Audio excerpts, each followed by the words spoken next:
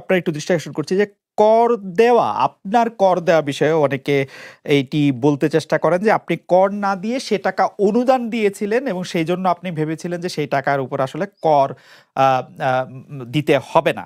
কিন্তু আপনি অনুদান দিয়েছিলেন একটি ট্রাস্টকে, যেটা ট্রাস্টি আবার আপনি সেই কারণে আপনাকে সর্বোচ্চ আদালতের নির্দেশে কর দিতে হয়েছে। এইটাকে কি আপনি আপনার একটা মিস্টেক বলবেন, নাকি বা আপনার অর্থনীতিবিদদের বা আপনার পরামর্শদাতাদের, নাকি আপনার উপর একটি জুলুম বলবেন? না, আমি বলবো না, ভুল সংবাদ দিচ্ছ তুমি, সেজন্য বলবো। ভুল আচ্ছা। সংবাদটা হলো এই, আমার টাকা আমি রোজগার করি, আমি নিজে সিদ্ধান্ত নিয়েছি আমি কোনো কিছুর মালিক হব না। কাজে আমি টাকাটা আমি যেহেতু উপার্জন করেছি, সেটা আমি একটা ট্রাস্ট দিয়ে দিতে চাচ্ছি। যেমন আমার কোনো বাড়ি নাই, নিজের নামে নিজের কোনো বাড়ি নাই, গাড়ি নাই, জমি নাই, কোনো ব্যবসার শেয়ার নাই, আমি কোনোটা রাখিনি। এটা আমি মালিকানাবিহীন থাকতে চাই সবসময়। কাজে এই টাকাটা আমি একটা ট্রাস্টে দিয়ে দিচ্ছি। তো ট্রাস্টে দিয়ে দেওয়ার সময় প্রশ্ন উঠলো, এটাকে কর দিতে হবে কেন? তখন আমাদের লয়ার বললো যে না, এটা যেহেতু আপনি দান করছেন, এটা তার কর দেওয়ার বিষয় না, আপনি তো দানই করে দিচ্ছেন। আমি বললাম যে আইনে যেভাবে বলে সেভাবে, টাকা তো আমি এমনি দিয়েই দিচ্ছি, কাজে এটা সরকারকে দিলে আমার কোনো অসুবিধা তো নেই, আমি তো ধরে রাখতে চাচ্ছি না টাকাটা। তখন বলতে আপনার দেওয়ার কোনো কারণ নাই। তখন আমরা এটা পূরণ করে দিয়ে দিলাম, সরকার দিয়ে দিল। তখন সরকার পক্ষ থেকে, এনবিআর থেকে বলা হলো যে না, এটা করযোগ্য টাকা, আপনাকে কর দিতে হবে। আমাদের লয়ার বলছে দিতে হবে না, ওনারা বলছে কর দিতে হবে। তখন আমি বললাম যে ঠিক আছে, আদালতের কাছে যা, আদালত যেটা বলে সেটাই হবে। আমার মূল জিনিসটা হলো, আদালতে গেছি আমি, সরকার কেউ বলেনি আমাকে আদালতে যাওয়ার জন্য। আমি আদালতে গেছি তার একটা নিষ্পত্তি করার জন্য, এটাকে কর দিতে হবে না দিতে হবে না। তখন আদালত বিচার করে বললো কর দিতে হবে। যেদিন আদালতে বললো কর দিতে হবে, সেদিন আমি আদালত দিয়ে দিছি। কেউ আমাকে কর না দেওয়ার অভিযোগ করে নাই, কেউ আমাকে চিঠি লেখে নাই, কিচ্ছু না। ভাবখানাই হচ্ছে এরকম যে আমি ধরা পড়ে গেছি, কর দিই নাই, কাজে নোটিশ এসছে, তারপরে আমি, ওরকম তো না। আমি নিজে স্বতঃপ্রবৃত্ত হয়ে, যেহেতু আমাদের উকিল বলছে যে এটা লাগবে না, আর সরকার বলছে লাগবে, তা আমি বললাম যে তাহলে নিষ্পত্তি করার জন্য আদালতের কাছে পরামর্শ চাও। আদালতের কাছে পরামর্শ চেয়েছে, আদালত দিয়েছে, পরামর্শ দিয়েছে আপনাকে দিতে হবে। যে মাত্র বলছে দিতে হবে, সঙ্গে সঙ্গে চেক করে দিয়ে দিয়েছে, 24 ঘন্টার মধ্যে দিয়ে দিয়েছে। এটার টাকার উপর আমার কোনো লোভ নাই, এই টাকা ধরে রাখার জন্য তো আমি দিইনি। আমি দান করে দিচ্ছি, ট্যাক্স দিতে হবে কি দিতে হবে না, এটাই ছিল বিবেচ্য বিষয়, এবং সেটাই আমি প্রার্থনা করেছি। কেউ সরকার পক্ষ থেকে আমাকে একটা চিঠি লেখে নাই। মানে আদালতের অনেকগুলি পর্যায়ে আপনার আইনজীবীরা এই ট্যাক্সটা যে আপনার উপর অ্যাপ্লিকেবল না সেটা বলতে চেষ্টা করেছেন, সেই জন্য মনে হয় যে না, কোনো পর্যায়ে না, একটাই পর্যায়ে, শুধু একটারই হয়েছে। আর বাকিটা হলো এনবিআর আমাকে চিঠি দিচ্ছে যে আপনার কর দিতে হবে। ওকে, আমাদের প্রশ্ন হচ্ছে কর দিতে হবে কিনা, সেটা আমরা করের জন্য আদালতে গিয়ে। আচ্ছা, ঠিক আছে। আমি এটা কর ফাঁকির বিষয় না, বাপখানে এটা কর ফাঁকি দিচ্ছেন উনি ফাঁকি দিচ্ছেন না, উনি চেষ্টা করতে জানতে চাচ্ছে আইনটা কি, এটুকু জানতে চাচ্ছি শুধু। আচ্ছা, আইন আদালত প্রসঙ্গে আমি তো আমার রিটার্নে তো পরিষ্কার বলেছি, আমি যে টাকা দিই না, এইভাবে দিলাম, আপনাদেরকে জমা দিলাম। ওরা বলছে যে এখানে দিতে হবে। তারপর প্রশ্ন উঠলো, এটাই হলো বিষয়টা।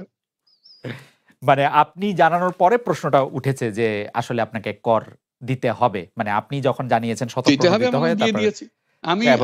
আমি জানতে চেয়েছি এবং সেটা আমাকে জানিয়েছে, আমি তো কর দিয়ে দিয়েছি। এটা কর ফাঁকির কোনো বিষয়ই না, যেভাবে বলা হচ্ছে উনি কর ফাঁকি দিচ্ছেন, ধরা পড়ে গেছেন। ধরা কিসের জন্য পড়বে না? উনি তো টাকা নিজের কাছে রাখতে চাচ্ছেন না,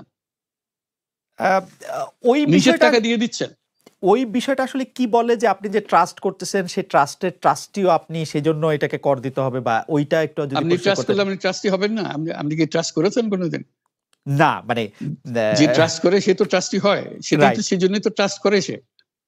রাইট। তো করে কি জন্য?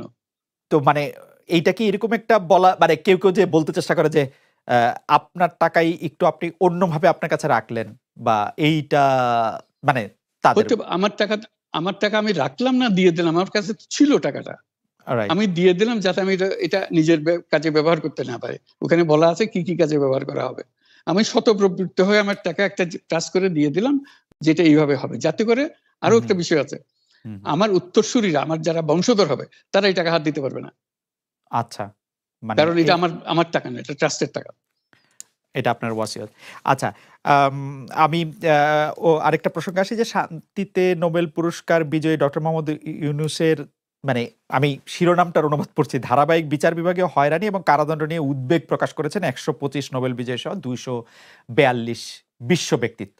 তো তারা ওই যে খোলা চিঠি যেটি প্রধানমন্ত্রী শেখ হাসিনার কাছে লেখা হয়েছে, সেইখানে এক পর্যায়ে তিনি বলেছেন, যেটাতে আমি আসলে অনুবাদটা পড়ছি, মূল চিঠিও আমার কাছে আছে। এক পর্যায়ে তারা এটা বলছেন, ফৌজদারি মামলার রায়ে অলাভজনক সংস্থা গ্রামীণ টেলিকমের ৮৩ বছর বয়সী নির্বাহী ক্ষমতাহীন ও অবৈতনিক চেয়ারম্যান অধ্যাপক ইউনূস সহ প্রতিষ্ঠানটির ৪ বোর্ড সদস্যের কারাদণ্ড দেওয়া হয়েছে। এটা স্পষ্ট যে প্রাসঙ্গিক আইনে গ্রামীণ টেলিকমকে কেবল অল্প জরিমানা করা যেত। এটি আপনাকে কেন জানতে চাইছি যে যে বিষয়টি নিয়ে মামলা উদ্ভব হয়েছে, আপনার কাছে আপনি কি আপনার বন্ধুদের সাথে একমত যে আসলে মানে দণ্ডের হেরফের করা যেত, কিন্তু বিষয়টা আপনার ভুল বা মানে অল্প জরিমানা করা যেত দিয়ে আসলে তারা কি বুঝাতে চাইছেন বা তারা কি বলতে চাইছেন, আপনি তার সাথে আসলে একমত কিনা যে দণ্ডটা বেশি হয়ে গেছে? এটা এটা বিচার বিভাগ ঠিক করবে, আইনজ্ঞরা ঠিক করবে, এবং ওরা কার সঙ্গে পরামর্শ করে, আমার যারা শুভানুধ্যায়ী যারা দিয়েছেন তারা কার সঙ্গে পরামর্শ করে তাদের ব্যাপারে, এটা নিয়ে আমার বক্তব্য কিছু নাই। ওই যে ৪ জনের কথা বলেছেন, যে ৪ জনকে আসামি করেছে, এটা একটা মজার জিনিস। আমরা তো বোর্ডের ৭ জন, যদি বোর্ডের বিরুদ্ধে এটা হয়ে থাকে, এই ৪ জন কেমনে বাছাই হলো? এটা একটু চিন্তা করে দেখেন। কারণ করতে হলেও সারা বোর্ড এটার জন্য দায়ী হবে, যারা বোর্ড মেম্বার আছে সবাইকে এর মধ্যে থাকতে হবে।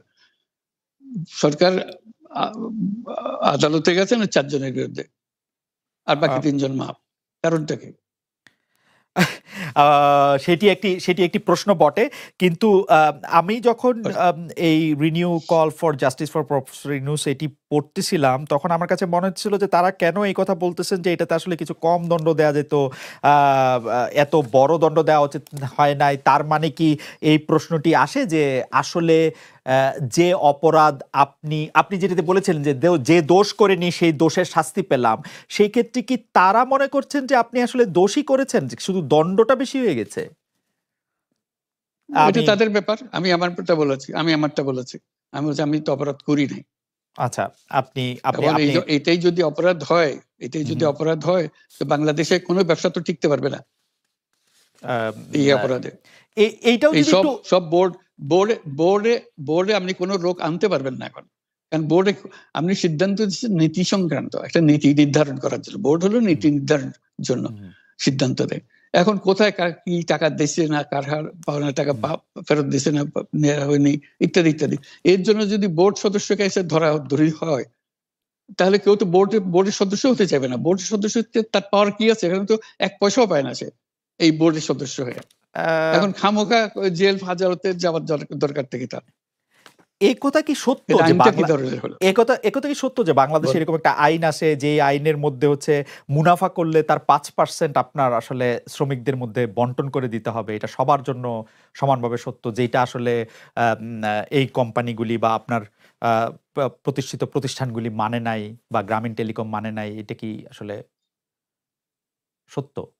ওইটা একই ব্যাপার। আপনি যে বললেন কোম্পানি যারা টাকা রোজগার করে, প্রফিট নেয়, আমাদের প্রশ্নটা সরকারের কাছে, আদালতের কাছে আমাদের প্রশ্নটা ছিল, যে কারণে আমরা আদালতে গিয়েছিলাম। প্রশ্নটা আমাদের তো, এটা সেকশন 28 কোম্পানি, এখানে কোনো মালিক নাই। এখানে মালিকও মুনাফাও নেয় না, মালিকও নাই, মুনাফাও নাই। যে মালিকের মুনাফা নেয় না, যেখানে মালিকের মুনাফা নাই সেখানে শ্রমিকের মুনাফা আসবে কেন? কাজে এই বিষয়টা পরিষ্কার, এইটা আইন এখানে প্রযোজ্য হবে না, এই কথা বলে আমরা আদালতের কাছে গিয়েছি তার মতামত চাওয়ার জন্য। কাজে এখানে দোষের তো কিছু নেই, এটা ভিন্ন ধরনের, আমরা বলছি এটা ভিন্ন ধরনের প্রতিষ্ঠান। এখানে 5% দেওয়ার ব্যাপারে, 5% দিতে হলে যে মুনাফা করতে হবে, সেটা প্রথমত মালিককে সে মুনাফা পেতে হবে, মালিককে পেলে তারপরে বাকিরা পাওয়ার কথা আছে। কাজে এখানে তো মালিক নাই, মালিক পায় না। কাজে যেখানে মালিক পায় না সেখানে শ্রমিক পাবে কি করে?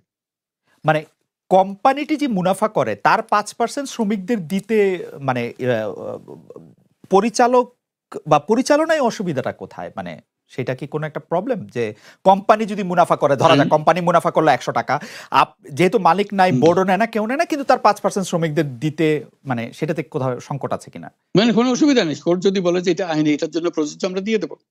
এটা কোর্টের ব্যাপার, জানিয়ে দেবে যে এই আইন এখানে, আমরা বলছি এই আইন এখানে প্রযোজ্য হবে কিনা, এটা এটা ধরেন এনজিওর ক্ষেত্রে প্রযোজ্য হবে কিনা, এনজিওরা তো লাভ করে। এনজিওরা জিজ্ঞেস করে দেখছেন যে এনজিওরা নিজেদেরকে বলে not for profit, not for profit. আমরাও তো নট ফর প্রফিট, আমরাও তো not for profit. Not for profit মানে হচ্ছে, নট ফর প্রফিট মানে হচ্ছে প্রফিটটা মালিকরা বা কেউ নিতে পারবে না, বাট কোম্পানিটা তো প্রফিট তো করবে, মানে মানে মানে এনজিও তো প্রফিট করছে, এনজিও তো প্রফিট করছে। সেই এনজিওদের ক্ষেত্রেও প্রশ্ন তোলা যায় বলে আপনি মনে করছেন? বা এই আইন যদি প্রযোজ্য হয় তাহলে সবার জন্য প্রযোজ্য হবে। ট্রু। আচ্ছা, আপনার বন্ধু, মানে যারা আপনার হয়ে কথা বলেছেন, সেই ২৪২ জন বিশ্ব ব্যক্তিত্ব ওই কথাটি বলেছিলেন, যেটি প্রধানমন্ত্রী বলেছিলেন যে আপনারা কিছু এক্সপার্ট পাঠান, সেই এক্সপার্ট এসে দেখুক যে আসলে মামলা মেরিট কি আছে। তারা সাদরে সেটি গ্রহণ করেছিলেন। এইটার বা এক্সপার্ট বা লয়ার, আসলে যেহেতু এই ব্যাপারগুলি বাংলাদেশের কনটেক্সটে অনেক বেশি নতুন এবং অনেক বিষয় নিয়ে আসলে অনেক রকম প্রশ্ন তোলা যায়, তো সেই জন্য সেই এক্সপার্ট বা লয়ার একটি আন্তর্জাতিক জায়গা থেকে পাঠানোর জন্য যে প্রধানমন্ত্রীর আমন্ত্রণ যে গ্রহণ করলেন বিশ্ব ব্যক্তিত্বরা, তারপরের এটি এখন স্ট্যাটাসটা কি? মানে আপনার বন্ধুরা তো, তাদের মধ্যে আইনজীবী রয়েছেন, এক্সপার্ট রয়েছেন। ওটা সরকার তরফ থেকে আর আগ্রহ দেখাচ্ছে না। আপনার কি আবেদন করেছিলেন সরকারের কাছে যে মানে আপনার অমুক আইনজীবী হিসেবে? না, ওরা তো বললো যে ওরা তো বললো যে আমরা দিতে চাই, ওদের চিঠিতেই তো বলা আছে আমরা দিতে চাই। কিন্তু ফর্মাল কোনো অফিসিয়াল আমন্ত্রণ মানে আসার জন্য কোনো আবেদন বা এরকম কোনো কিছু আপনি? এর আগেই, আসার আগে ওনারা বলে দিয়েছেন এখন এই সময় আর নাই, এই সময় পার হয়ে গেছে। আচ্ছা, ডক্টর মোহাম্মদ ইউনূসের সঙ্গে আমরা কথা বলছিলাম। এর আগে আমরা যে প্রসঙ্গ নিয়ে কথা বলতে চাই, সেই প্রসঙ্গে আসলে একটু দর্শকদের কাছে প্রশ্ন করেছিলাম যে টাকা পাচার রোধে সরকার ব্যর্থ হচ্ছে বলে মনে করেন কিনা। শতকরা ৯৮% দর্শক মনে করেন যে হ্যাঁ ব্যর্থ হচ্ছেন, না মনে করেন শতকরা ২% দর্শক। আমরা ডক্টর ইউনূসকে প্রশ্ন করতে চাই যে দেশের টাকা বিদেশি পাচার দেশের অর্থনীতির জন্য মারাত্মক ক্ষতিকর বলে অনেকে মনে করছেন।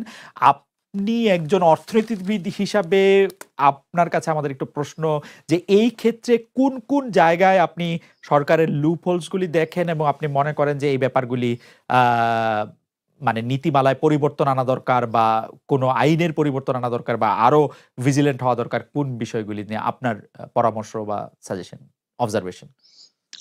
সেখানেই বলছিলাম আর কি, রুল অফ লটা এস্টাবলিশ করা, আইনের কোনো বিষয় না, আইনটা প্রয়োগ করতে হবে। তো আইন প্রয়োগ না করলে এগুলো তো কিছুই হবে না।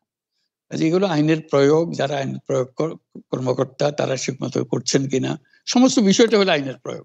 আইন হওয়া, আইনের নির্দিষ্টভাবে প্রয়োগ করা, আইনের যেটা কন্টেন্ট ছিল, যেটা আইনের পেছনে যে কার্যকারিতা ছিল সেটাকে প্রয়োগ করা, সেটা না করলে তো কিছুই হবে না। আইনের প্রয়োগটাই আপনি আসলে বেশি গুরুত্ব দিচ্ছেন, যে আইন এক্সিস্টেন্ট আইন আসে সেই আইনের মধ্যেই এগুলি আসলে রোধ করা যায় বলে আপনি মনে করছেন, যদি আইনের প্রয়োগ হয় বা আইনের প্রয়োগ সিলেক্টিভ না হয়।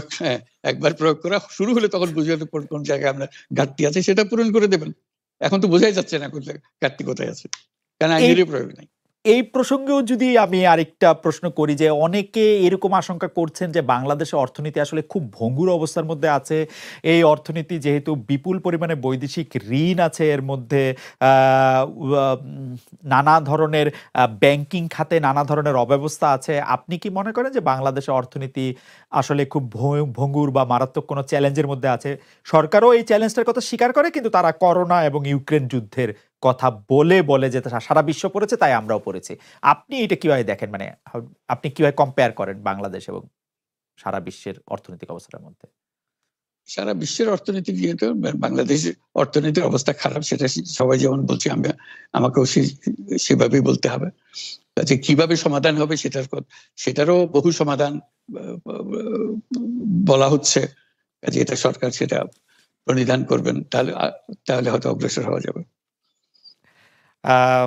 আপনার কাছেও নিশ্চয়ই পরামর্শ চাইতে পারে। একটি